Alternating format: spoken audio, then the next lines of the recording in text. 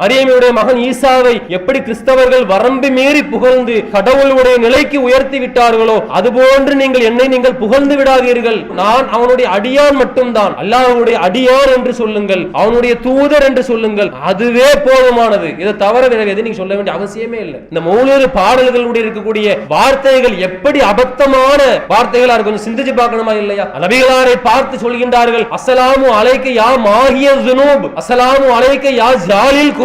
என்ன அர்த்தம் அதுக்கு? பாவங்களை மன்னிப்பவரே உங்கள் மீது சலாம் உண்டாகட்டும், கவலைகளை அகற்றுபவரே உங்கள் மீது சலாம் உண்டாகட்டும் என்று பாடுகின்றீர்களே, அல்லாஹ்வுடைய தூதரவர்கள் பாவங்களை மன்னிக்க கூடியவரா? நம்முடைய கவலையெல்லாம் போக்கக்கூடியவர்கள் அல்லாஹ்வுடைய தூதரவர்களா? அல்லாஹ்வின் அதிகாரத்தை அவர்கள் கொடுத்திருக்கிறானா? அன்த கஃபாருல் ஹத்தாயா, சிறிய பாவங்களை எல்லாம் மன்னிப்பவர் நீங்கள் இல்லையா? வஸுனூபில் மூபிகாத், அழிவு ஏற்படுத்தும் பெரும்பாவங்களையும் மன்னிக்கக்கூடிய நீங்க இல்லையா? 7 பெரும்பாவங்கள்ல முதலாவதாக அல்லாஹ்வுடைய எச்சரிக்கை செய்தது அல்லாஹ்வுக்கு இணை கற்பிக்கக்கூடிய பாவம். அது அல்லாஹ்வே மன்னிக்க மாட்டேன்னு சொல்லிட்டானே. அல்லாஹ் மன்னிக்காட்டாலும் பரவாயில்ல, நீங்க மன்னிக்க மாட்டீங்களா? எங்க கொண்டு போய் நிப்பாட்டுறாங்க ரசூலுல்லாஹ். எல்லாம் வல்ல அல்லாஹ்வின் அடியார்களே, அந்த ஏக இறைவனுடைய சாந்தியும் சமாதானமும் வற்றாத பெருங்கருணையும் நம் உயிரினும் மேலான பெருமானார் முஹம்மது ஸல்லல்லாஹு அலைஹி வஸல்லம் அவர்கள் மீதும் அவருடைய குடும்பத்தார் மீதும் அன்னலாரை மார்க்க விஷயங்களில் தங்களால் இயன்ற அளவிற்கு பின்பற்றி வாழ்ந்து மரணித்த நபித்தோழர்கள், நபித்தோழியர்கள், நல்லடியார்கள் அனைவர் மீதும், குறிப்பாக இந்த ஜும்மாவுடைய நன்மையை முழுமையாக அடையும் நோக்கத்தில் ஆரம்ப நேரத்தில் வந்திருக்கக்கூடிய நம் அனைவரின் மீதும் என்றென்றும் நின்று நிலவட்டுமாக. அன்பிற்குரிய சகோதர சகோதரிகளே, அல்லாஹுவால் படைக்கப்பட்டிருக்கக்கூடிய இந்த உலகத்தில் அவனிடத்திலே மறுமையினுடைய வெற்றியை எதிர்பார்த்து உலக வாழ்க்கையில் முஸ்லிம்களாக வாழக்கூடியவர்கள் இந்த வாழ்க்கையில் அல்லாஹுவை மட்டுமே வணக்கத்திற்குரியவனாக ஏற்று நடக்க வேண்டும். அவனை தவிர வேறு யாரையும் வணங்கிவிடக்கூடாது, அவனுக்கு இணையாக வேறு எதையும் ஆக்கிவிடக்கூடாது. மார்க்க அடிப்படையில் நாம் எதை பின்பற்றுவதாக இருந்தாலும் அது அல்லாஹுவால் அல்லாஹுடைய தூதர் மூலமாக காட்டித்தரப்பட்டதை மட்டுமே மார்க்கமாக ஏற்று நடக்க வேண்டும் என்கின்ற இந்த அடிப்படையை விளங்கி தன்னுடைய வாழ்க்கையை அமைத்துக் கொள்ள வேண்டும் என்பது அல்லாஹுடைய கட்டளை. யாரெல்லாம் இந்த அடிப்படையை முழுமையாக விளங்கியவர்களாக அதன்படி தன்னுடைய வாழ்க்கையை அமைத்துக் கொள்கின்றார்களோ அவர்களுக்கு நாளை மறுமையிலே அல்லாஹ் சொர்க்கத்தை கொடுப்பதாகவும், இந்த அடிப்படையிலிருந்து விலகி மார்க்கத்திற்கு முரணான காரியங்களை, மார்க்கத்தில் புதுமையான காரியங்களை யாரெல்லாம் பின்பற்றுகின்றார்களோ அவர்களுக்கு நாளை மறுமையினுடைய வாழ்க்கை மிகப்பெரிய கைசேதமாக ஆகிவிடும் என்பதை அல்லாஹ் ரப்பல் ஆலமீன் தன்னுடைய திருமறை குர்ஆன் வசனங்கள் மூலமாகவும் அல்லாஹுடைய தூதருடைய போதனைகள் மூலமாகவும் அதிகமாக இந்த சமுதாய மக்களுக்கு அல்லாஹ் விளக்கி சொல்லி காட்டுகின்றான். ஒரு வசனத்திலே அல்லாஹ் ரப்பல் ஆலமீன் பேசும்போது சொல்லி காட்டுகின்றான், வக்குலில் ஹக்கு மிர் ரப்பிக்கும், இந்த உண்மை உங்களுடைய இறைவனிடமிருந்து வந்துள்ளது. ஃபமன் ஷாஅ ஃபல்யுமின் வமன் ஷாஅ ஃபல்யக்ஃபுர், விரும்பியவர் இதை ஏற்றுக்கொள்ளுங்கள், விரும்பியவர் நிராகரித்துக் கொள்ளுங்கள். இன்னா ஆததுனா லில் ஸாலிமீன நாரா, ஆனால் அநியாயக்காரர்களுக்காகவே நாம் நரகத்தை தயார்படுத்தி உள்ளோம் என்று இந்த வசனத்திலே அல்லாஹ் சொல்லி காட்டுகின்றான். அல்லாஹ்விடமிருந்து எது நமக்கு மார்க்கமாக இறக்கி வைக்கப்பட்டிருக்கிறதோ அது உண்மை, அந்த உண்மை அல்லாஹ்விடமிருந்து வந்துள்ளது. விரும்பியவர் அல்லாஹ்விடமிருந்து வந்த அந்த செய்திகளை நீங்கள் விரும்பியவர் நீங்கள் பின்பற்றுங்கள், விரும்பியவர் நீங்கள் நிராகரித்துக் கொள்ளுங்கள். ஆனால் யாரெல்லாம் அநியாயக்காரர்களாக இருக்கின்றார்களோ அவர்களுக்காகவே நாளை மறுமையிலே நரகத்தை நாம் தயார்படுத்தி உள்ளோம் என்று அல்லாஹ் ரப்பல் ஆலமீன் எச்சரிக்கை செய்கின்றான்.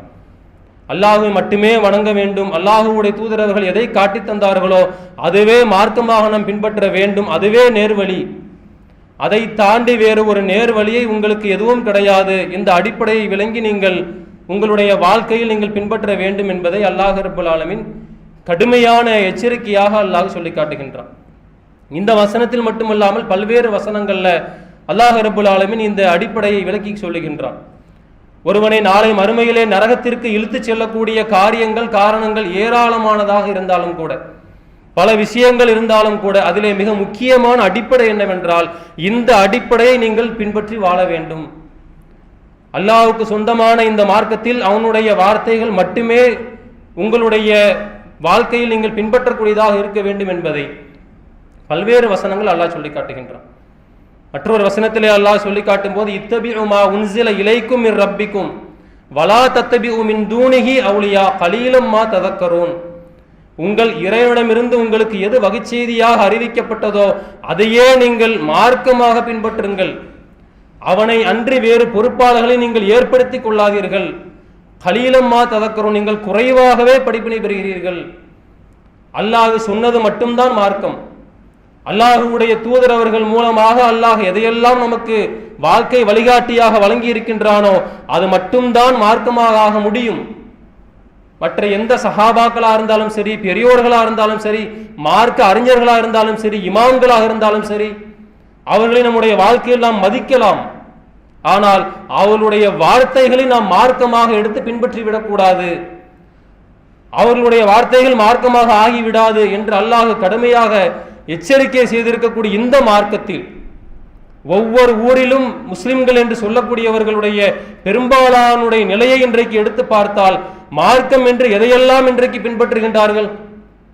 குர்ஆனே ஆதாரம் இருக்கின்றதா, அல்லாஹ்வுடைய தூதருடைய வழிகாட்டல் இருக்கின்றதா என்கின்ற எந்த விதமான ஒரு சிந்தனையும் இல்லாமல் எதுவெல்லாம் அவர்களுக்கு முன்னோர்கள் மூலமாக மார்க்கம் என்று சொல்லப்படுகின்றதோ அதையெல்லாம் எந்த விதமான ஆதாரமும் இல்லாமல் இன்றைக்கு அதை அப்படியே மார்க்கத்தின் பெயரால் பின்பற்றக்கூடிய மக்கள் எல்லா ஊர்களிலும் பெரும்பாலான மக்கள் இருக்கிறத பார்க்கிறோம். நபி வழிப்படித்தான் நடக்க வேண்டும், நபி வழிப்படியே உங்களுடைய எல்லா அமல்கள் இருக்க வேண்டும், நபி வழிதான் உங்களுடைய மறுமையினுடைய வாழ்க்கைக்கு வெற்றி என்று திரும்ப திரும்ப இந்த நபி வழி என்று நாம் சொல்வதற்கான காரணம் என்ன? நபிகளாருடைய சொந்த வாழ்க்கையை நாம் பின்பற்ற சொல்கின்றோமா? நபி வழி என்றால் என்ன என்றதை நாம் தெளிவாக இன்றைக்கு குர்ஆனினுடைய அடிப்படையை சிந்தித்து பார்த்தால் அல்லாஹ்வுடைய தூதர் அவர்கள் அல்லாஹ்வின் புறத்தில் இருந்து எதையெல்லாம் இன்று இந்த சமூகத்திற்கு கொண்டு வந்து சேர்த்தார்களோ அதுவே நபி வழி. நபியுடைய வழிமுறை தான் இறைவனுடைய வழி, இறைவனுடைய வழிதான் நபி வழியாக இருக்கின்றது. இறைவனுடைய வழிக்கு மாற்றமான நபி வழி என்பது எதையுமே நாம் சிந்தித்து பார்க்க முடியாது. அதை இன்னும் ஊர்ஜிதப்படுத்தும் விதமாக அல்லாஹ் மற்றொரு வசனத்திலே அல்லாஹ் சொல்லி காட்டுகின்றான், ஒமா யன்திகு அனில் ஹவா இன் ஹுவ இல்லா வஹ்யு யூஹா. இதோ இந்த முஹம்மது தன்னுடைய சுய விருப்பத்தின் அடிப்படையில் தன்னுடைய மனோ இச்சையின்படியில் இவர் ஒருபோதும் பேசுவதில்லை. இவர் எதை சொல்கின்றாரோ அது என் புறத்திலிருந்து இறக்கி அருளப்பட்ட வஹியை தவிர வேறு எதுவும் கிடையாது. கொஞ்சம் சிந்திச்சு பாருங்க, இந்த கேரண்டி அல்லாஹ் வேறு யாருக்காவது கொடுக்கிறானா? இந்த அத்தாரிட்டியை அல்லாஹ் வேறு யாருக்காவது சஹாபாக்களுக்கோ இமாம்களுக்கோ பெரியார்களுக்கோ யாருக்காவது அல்லாஹ் கொடுக்கிறானா? இவர் பேசினால் வஹியை மட்டுமே பேசுவார். ஒருபோதும் இந்த முஹம்மது வஹியை தவிர தன்னுடைய மனோ இச்சையின்படி தன்னுடைய மனதில் எதுவெல்லாம் தோன்றுகின்றதோ அதை மார்க்கமாக பேசக்கூடியவர் இவர் கிடையாது. இவருடைய உள்ளத்தில் தோன்றுவதை எல்லாம் பேசக்கூடிய தன்மை பண்பு இவருடையது கிடையாது என்கின்ற அந்த உத்தரவாதத்தை அல்லாஹ் ரப்பல் ஆலமீன் இந்த உம்மத்தில் நபிகளாருக்கு மட்டும்தான் அல்லாஹ் கொடுக்கிறான். ஒரு வசனமா ரெண்டு வசனமா ஏராளமான வசனங்களை நாம் எடுத்து பார்த்தால் அல்லாஹ் ரப்பல் ஆலமீன் தன்னுடைய அந்த உத்தரவாதத்தை நபிகளாருக்கு மட்டும்தான் கொடுக்கிறான். அதனால நீங்க இவருடைய வழியை மட்டும் நீங்கள் பின்பற்றுங்கள், அப்போதுதான் நீங்கள் மறுமையில் வெற்றி அடைய முடியும். நபி வழியை தாண்டி உங்களுக்கு வேறு ஒரு மாற்றமான ஒரு வழியை அல்லாஹ்வுடைய தூதர் அவர்கள் காட்டித்தராத புதிதாக ஒரு விஷயத்தை நீங்கள் ஏற்றுக்கொண்டு நடந்தால் அது ஒருபோதும் மார்க்கமாக ஆகாது. அப்படிப்பட்ட விஷயத்தை அல்லாஹ் எப்படி பார்க்கிறான் தெரியுமா? அவனுக்கு சொந்தமான அந்த மார்க்கத்துல அவன் மட்டுமே சட்டம் இயற்றுவதற்கு அதிகாரம் பெற்ற அந்த மார்க்கத்துல அல்லாஹ் மார்க்கம் சொல்லக்கூடிய அதிகாரத்தை அல்லாஹ்வுடைய தூதருக்கு மட்டும்தான் கொடுத்திருக்கிறான். அதுல புதுமையான ஒரு வழியை அல்லாஹ் சொல்லாத புதிதாக ஒரு விஷயத்தை உருவாக்கினால் அது அல்லாஹ்விடத்திலே எப்படிப்பட்ட ஒரு பார்வையாக இருக்கும் என்பதை அல்லாஹ் தன்னுடைய தூதரை வைத்து அல்லாஹ் கண்டிக்கின்றான். ஒரு வசனத்தை அல்லாஹ் பேசி காட்டுகின்றான், வலவு தகவல அலைனா பஅல் அகாவில். ஒரு வேளை இந்த முஹம்மது தன்னுடைய உள்ளத்தில் தோன்றுவதை சில கூற்றுகளை நம் மீது இட்டுக்கட்டி இவர் கூறியிருந்தால் அவர் பண்ண மாட்டார். இப்படி பேசக்கூடியவர் கிடையாது என்கின்ற அங்கீகாரத்தை அல்லாஹ்வே கொடுத்து விட்டான். ஒருபோதும் அவர் பேச மாட்டார். ஆனால் ஒருவேளை இவர் தன்னுடைய சொந்த கருத்துக்களை தன்னுடைய கூற்றுக்களை என் மீது இவர் நான் சொல்லாத விஷயத்தை சொன்னது போன்று இட்டுக்கட்டி கூறியிருந்தால் அல்லாஹ் சொல்லி காட்டுகின்றான், லா அஹதுனா மின்ஹு பில் யமீன். இவரை நான் என்னுடைய வலக்கரத்தால் தண்டித்திருப்பேன். சும்மலா கத்தானா மின்ஹுல் வத்தீன். நாடி நரம்புகளை நான் துண்டித்திருப்பேன். ஏன் அவ்வளவு கோபமா அல்லாஹ் சொல்லி காமிக்கிறான், எவ்வளவு எச்சரிக்கையா சொல்றான் பாருங்க. எனக்கு சொந்தமான இந்த மார்க்கத்துல இவர் இட்டுக்கட்டி சொல்வதற்கு இவர் யாரு? இவருக்கு அதிகாரம் இருக்குதா? ஒருவேளை அவர் அப்படி செய்திருந்தால் நான் அவரை என்னுடைய வழக்கரத்தால் தண்டித்திருப்பேன், இவருடைய நாடின் நரம்பை நாம் துண்டித்திருப்போம் என்று அல்லாஹ் சொல்லி காட்டுறான்னு சொன்னா, அல்லாஹ்வுடைய தூதருக்கே அல்லாஹ் இந்த வார்த்தையை பயன்படுத்துறான்னு சொன்னா, அவர்களை தாண்டி நாமெல்லாம் ஏமாத்துறோம். இமாம்கள் எவ்வளவு பெருசா இருக்க முடியும், பெரியார்கள் ஏமாத்துறோம். யாருக்காவது எல்லாம் அந்த அதிகாரத்தை கொடுப்பானா? அப்படி கடுமையான முறையில் எச்சரித்திருக்கக்கூடிய இந்த விஷயத்திலே நாம் இன்றைக்கு பார்த்தோம் அப்படி சொன்னா, பல்வேறு ஊர்களில் பல்வேறு விதமாக மார்க்கங்களை அப்படியே மாற்றி மார்க்கத்தில் இல்லாத புதுமையான விஷயங்களை எல்லாம் எடுத்து வைத்துக் கொண்டு மார்க்கம் என்ற பெயரால் இதெல்லாம் எங்களுடைய இஸ்லாத்தினுடைய வழிமுறை, இதெல்லாம் இஸ்லாமிய மார்க்கத்தில் உள்ள விஷயங்கள், இதையெல்லாம் இன்றைக்கு நாம் செய்தால் நாளை மறுமையிலே அல்லாஹ் நன்மையை கொடுப்பான் என்று அல்லாஹ்வின் பெயரால் இட்டுக்கட்டி இன்றைக்கு எத்தனையோ விஷயங்கள் பரப்பப்படுகின்றது. திருக்குர்ஆனில் ஆதாரம் இருக்குதா, அல்லாஹ்வுடைய தூதருடைய வழிகாட்டுதல் இருக்குதா என்கின்ற எந்த சிந்தனையும் இல்லாமல் அதை எடுத்து நாம் சரியான முறையில் நாம் பின்பற்ற வேண்டும், எடுத்து ஆராய வேண்டும் என்கின்ற எந்த விதமான எச்சரிக்கை உணர்வும் இல்லாமல் இத்தனை வசனங்களில் அல்லாஹ் கண்டித்திருந்தாலும் கூட அதிலெல்லாம் இன்றைக்கு பாராமுகமாக இன்றைக்கு நம் சமூகத்தை சேர்ந்த மக்கள் எத்தனையோ பிதஅத்தான காரியங்களை, புதுமையான காரியங்களை உருவாக்கி வைத்திருப்பதற்கான காரணம் என்ன? அல்லாஹ்வுடைய தூதர்கள் தான் வாழும் போதே இது மாதிரியான விஷயங்கள் மார்க்கத்திலே ஏற்படும், புதுமைகள் உருவாக்கப்படும். அவ்வாறு புதுமைகள் உருவாக்கப்படக்கூடிய நேரத்தில் மறுமையினுடைய வெற்றியை எதிர்பார்த்து பயணிக்கக்கூடியவர்கள் ரொம்ப ரொம்ப எச்சரிக்கையா இருந்து கொள்ளுங்கள் என்கின்ற அந்த எச்சரிக்கையை தன்னுடைய வாழ்நாளில் ஏராளமான இடங்கள்ல பேசியிருக்கிறார். ஒவ்வொரு முறை அல்லாஹ்வுடைய தூதர்கள் எந்த உபதேசம் செய்தாலும் சரி, எந்த இடத்தில் பயான் செய்தாலும் சரி, இன்றைக்கு நாம் பயன்படுத்தக்கூடிய அந்த ஹதீஸினுடைய வார்த்தைகளை அல்லாஹ்வுடைய தூதர்கள் எச்சரிக்காமல் எந்த உபதேசத்தையும் செய்ய மாட்டாங்க. அப்ப எந்த அளவுக்கு முக்கியமா பார்த்திருப்பாங்க. ஒவ்வொரு முறையும் அல்லாஹ்வுடைய தூதர்கள் சொன்ன வார்த்தை என்ன? இன்ன அஸ்தகல் ஹதீஸி கிதாபுல்லாஹ், செய்திகளிலேயே உண்மையானது எது என்றால் அல்லாஹ்வுடைய வார்த்தையா இருக்கக்கூடிய கிதாப் குர்ஆன் மட்டும்தான். அதை தாண்டி எந்த விதமான உண்மையான செய்தியும் இருக்கவே முடியாது. வஹஸனல் ஹதி முஹம்மதின் ஸல்லல்லாஹு அலைஹி வஸல்லம், வழிகாட்டுதல் என்றால் என்னுடைய தூதராக இருக்கக்கூடிய என்னுடைய வழிகாட்டுதல் தான் சிறந்த வழிகாட்டுதல். வஷர்ரல் உமூரி முஹ்தஸாத்துஹா, காரியங்களிலேயே ரொம்ப கெட்ட காரியம் எது தெரியுமா?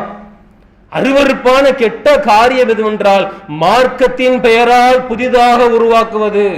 அதெல்லாம் முஹ்தஸாத்துகள். எதுவெல்லாம் மார்க்கத்தின் பெயரால் புதுசாக உருவாக்கப்படுகின்றதோ அது எல்லாம் கெட்ட காரியம். வகுல்ல முஹ்தஸத்தின் பித்ஆ வகுல்ல பித்ஆத்தின் தலாலா வகுல்ல தலாலத்தின் ஃபின்னார். இந்த மார்க்கத்தின் பெயரால் உருவாக்கப்படக்கூடிய அனைத்துமே பித்ஆத்துகள், பித்ஆத் அனைத்தும் வழிகேடு. வழிகேடு உங்களை நரகத்திற்குத்தான் உங்களை அழைத்து செல்லும். அல்லாஹ்வை அல்லாஹ்வுடைய தூதர்கள் சொன்ன வார்த்தையை மட்டுமே பின்பற்ற வேண்டும் என்பது நேரு வழி. மார்க்கத்தில் புதுசாக உருவாக்கப்பட்ட காரியங்களை பின்பற்றுவது வழிகேடு.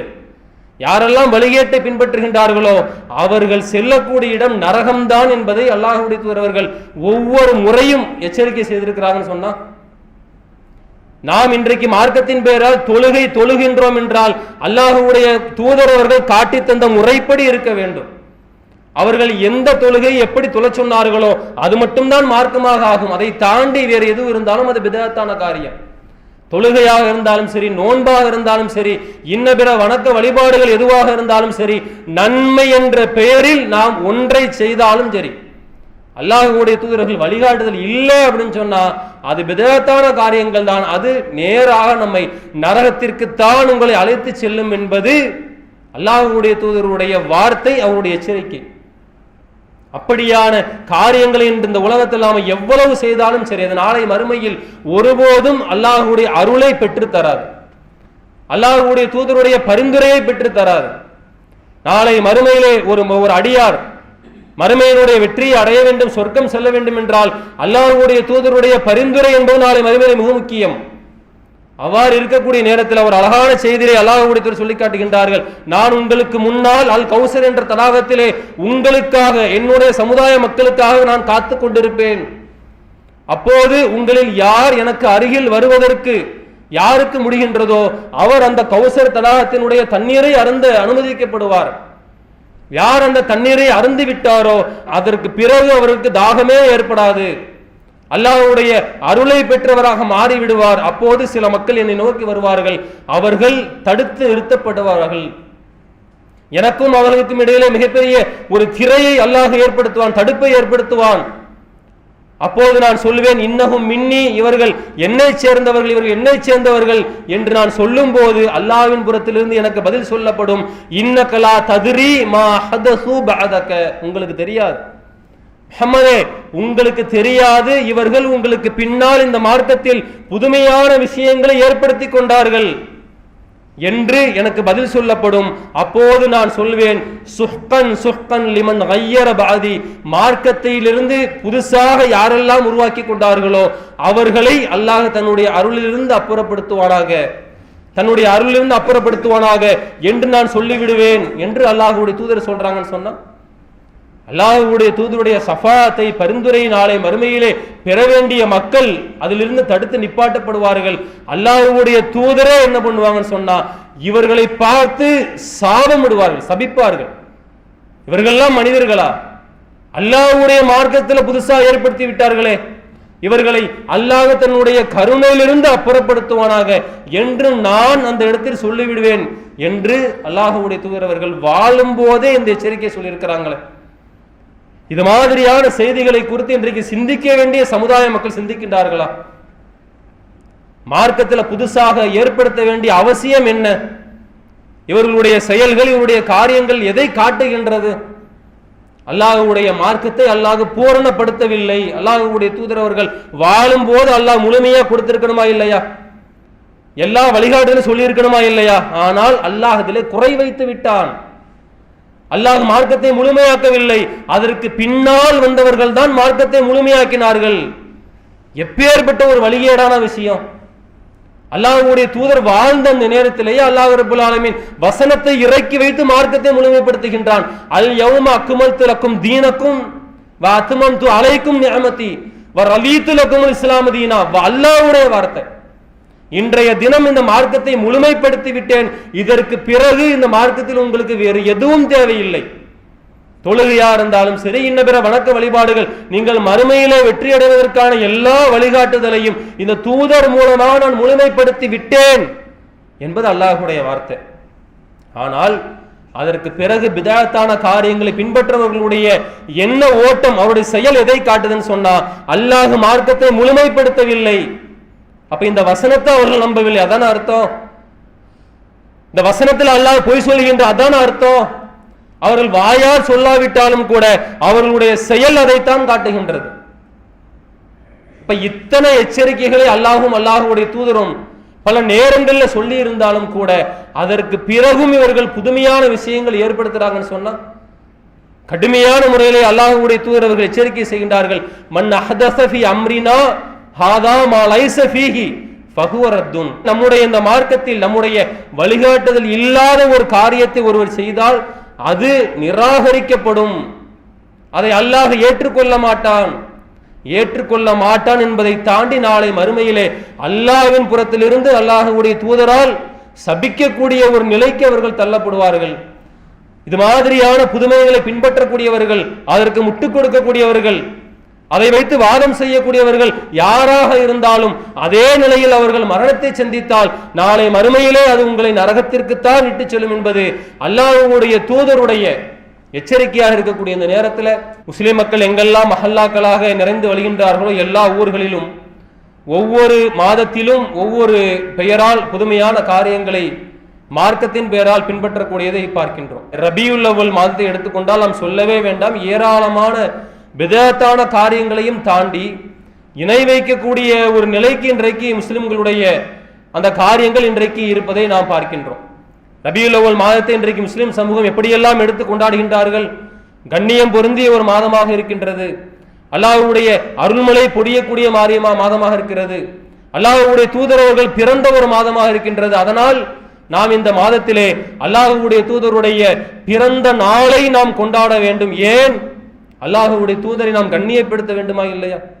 அல்லாஹ்வுடைய தூதரை நாம் புகழ வேண்டுமா இல்லையா? அல்லாஹ் குர்ஆன்ல சொல்லி இருக்கின்றானே, நாம் புகழ்வதற்காக வேண்டி, கண்ணியப்படுத்துவதற்காக வேண்டி நாம் இன்றைக்கு இந்த மீலாது விழாக்களை எடுத்து கொண்டாட வேண்டும் என்று ஊர்கள் தோறும் இன்றைக்கு மீலாது பேரணி நடத்தப்படுவதை பார்க்கிறோம். பிறந்த நாள் கொண்டாட்டம் என்பது முழுக்க முழுக்க மாற்று சமுதாயத்தை சேர்ந்த ஒரு கலாச்சாரம். இஸ்லாமிய மார்க்கத்திற்கும் பிறந்த நாள் கொண்டாட்டத்திற்கும் துளி அளவு கூட சம்பந்தம் கிடையாது. அல்லாஹ்வுடைய தூதரவர்கள் கொண்டாடியது கிடையாது, சஹாபாக்கள் கொண்டாடியது கிடையாது.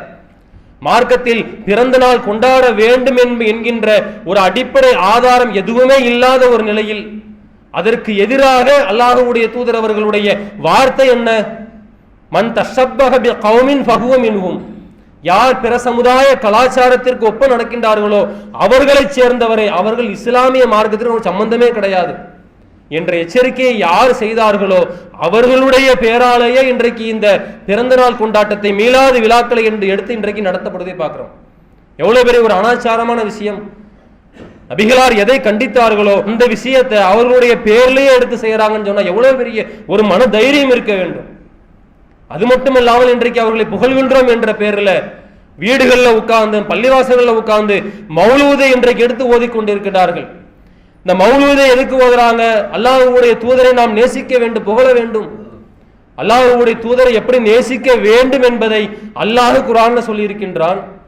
அல்லாஹ்வுடைய தூதர்கள் எச்சரிக்கையாக செய்திருக்கின்றார்கள்.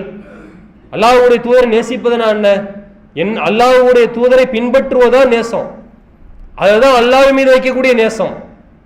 அல்லாஹ்வே குர்ஆனை சொல்லி காட்டுகின்றான், அல்லாஹ்வை நீங்கள் நேசிப்பதாக இருந்தால் என்னை பின்பற்றுங்கள், அல்லாஹ் உங்களை நேசிப்பான்.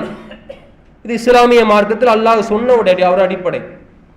அல்லாஹ்வுடைய தூதரவர்கள் தான் வாழும் போதே கூட என்னை நீங்கள் வரம்பு மீறி நீங்கள் புகழ்ந்து விடாதீர்கள், என்னை நீங்கள் புகழ வேண்டும், அதுல மாற்று கருத்து இல்லை. ஆனால் வரம்பு மீறி நீங்கள் புகழ்ந்து விடாதீர்கள். நபிகள் சொல்லி காட்டுகின்றார்கள், மரியமுடைய மகன் ஈசாவை எப்படி கிறிஸ்தவர்கள் வரம்பு மீறி புகழ்ந்து கடவுளுடைய நிலைக்கு உயர்த்தி விட்டார்களோ அதுபோன்று நீங்கள் என்னை நீங்கள் புகழ்ந்து விடாதீர்கள். இன்னமா ஆனா அப்துஹு, நான் அவனுடைய அடியான் மட்டும்தான்.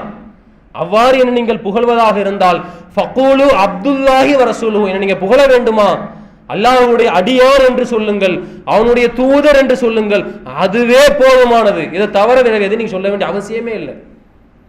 அல்லாஹ்வுடைய தூதர் சொல்லுங்க, அவனுடைய அடிமை சொல்லுங்க, இந்த வார்த்தைகளை தாண்டி வேறு நீங்கள் வரம்பு மீறி என்னை நீங்கள் புகழ்ந்து விட வேண்டாம் என்று அல்லாஹ்வுடைய தூதர் அவர்கள் கண்டித்திருக்கின்றார்கள். அப்படி இருக்கக்கூடிய நிலையில இந்த மௌலூது பாடல்களுடைய இருக்கக்கூடிய வார்த்தைகள் எப்படி அபத்தமான வார்த்தைகளா இருக்கும், கொஞ்சம் சிந்திச்சு பார்க்கணுமா இல்லையா?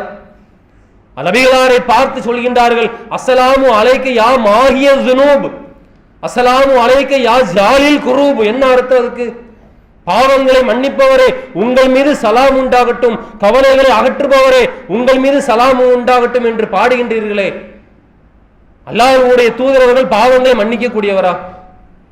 நம்முடைய கவலையெல்லாம் போக்கக்கூடியவர்கள் அல்லாஹ்வுடைய தூதரவர்களா? அல்லாஹ் அதிகாரத்தை அவர்கள் கொடுத்திருக்கிறானா?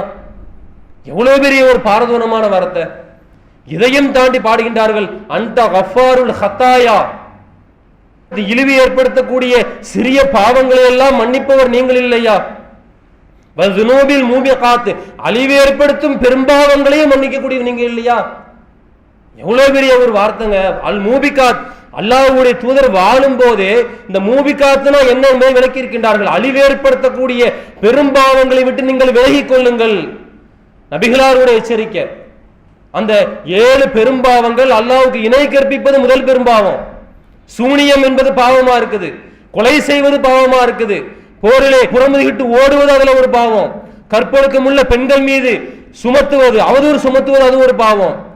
7 பெரும்பாவங்கள்ல முதலாவதாக அல்லாஹ்வுடைய எச்சரிக்கை செய்தது அல்லாஹ்வுக்கு இணை கற்பிக்கக்கூடிய பாவம். அது அல்லாஹ்வே மன்னிக்க மாட்டேன்னு சொல்லிட்டான. எனக்கு யார் இணை கற்பித்தாரோ அவருக்கு மன்னிப்பே கிடையாது என்ற வார்த்தையை அல்லாஹ் சொல்லி இருக்கும் போது கூட இவர்கள் அல்லாஹ்வுடைய தூதரை பார்த்து பாடுகின்றார்கள், அல்லாஹ் மன்னிக்காட்டாலும் பரவாயில்ல, நீங்க மன்னிக்க மாட்டீங்களா? எங்க கொண்டு போய் நிப்பாட்டுறாங்க ரசூலுல்லாஹ். இதுதான் புகழக்கூடிய லட்சணமா? இதான் அல்லாஹ்வுடைய தூதருடைய புகழை பாடுவது இந்த அம்சம் தானா?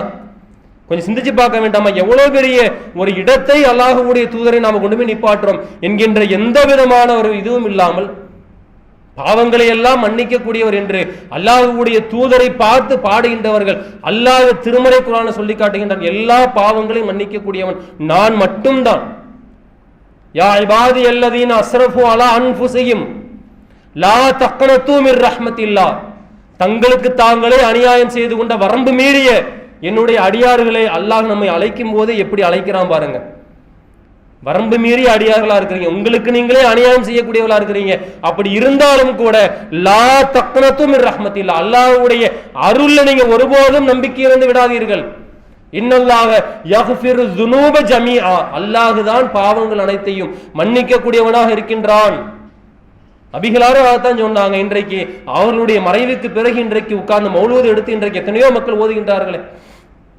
அப்படிப்பட்ட ஒரு தெளிவை அல்லாஹ் நமக்கு வழங்கி இருக்கின்றான். நம்முடைய காரியம் என்ன? இதுவெல்லாம் இன்றைக்கு ஜும்மாக்கள் எடுத்து பேசப்படுவதற்கான காரணம் என்னன்னு சொன்னா, நம்முடைய சொந்த பந்தங்கள்ல, நம்முடைய மஹல்லாக்கள்ல, அண்டை வீட்டார்கள்ல ஏராளமான மக்கள் இதை இன்றைக்கு இஸ்லாமிய மார்க்கத்தினுடைய அங்கமாக எடுத்து மீலாது கொண்டாடக்கூடியவர்களாக, மௌலீது ஓதக்கூடியவர்களாக இருக்கின்றார்கள். நாம என்ன செய்யணும்? அப்படிப்பட்ட மக்கள் மத்தியில கொண்டு போய் மார்க்கத்தை கொண்டு போய் சேர்க்க வேண்டும். நாம் அதிலிருந்து விலகிக்கொண்டோம், அத்தோடு நம்முடைய வேலை முடிந்து விட்டது என்று நாம் இருந்து விடக்கூடாது. அல்லாஹ்வுடைய கடுமையான எச்சரிக்கை, மார்க்கத்தை நீங்கள் பிற மக்கள் மத்தியில கொண்டு போய் சேர்க்க வேண்டும். அந்த அடிப்படையிலே இந்த விஷயத்தை யாரெல்லாம் உணர்ந்திருக்கின்றோமோ, நம்மால் இயன்ற அளவிற்கு இந்த பிரச்சாரத்தில் நம்ம இணைத்துக் கொண்டு அல்லாஹ்விடத்திலே அவனுடைய அருளை வேண்டக்கூடியவர்களாக இருக்க வேண்டும் என்பதை ஒரு கோரிக்கையாக வைத்துக் கொண்டு முடித்துக் கொள்கின்றோம். வாஹிரு தஅவானா அல்ஹம்துலில்லாஹி ரப்பில் ஆலமீன். அஸ்ஸலாமு அலைக்கும் வரஹ்மத்துல்லாஹி வபரகாத்துஹு. அல்லாஹு அக்பர், அல்லாஹு அக்பர்.